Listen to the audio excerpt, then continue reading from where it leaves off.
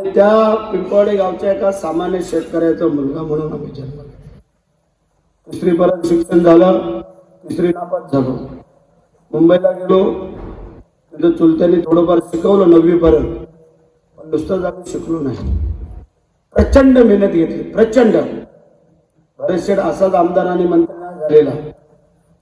शाळेत शिकत असताना दादरवरनं फुलं आणून गजरे करायचो, गजरे विणायचे आणि नरेशजी कल्याणपासून विटीच्या स्टेशनपर्यंत पाठीमध्ये गजरे विकून महिलांच्या डब्यातनं आम्ही शाळेचं शिक्षण करायचो.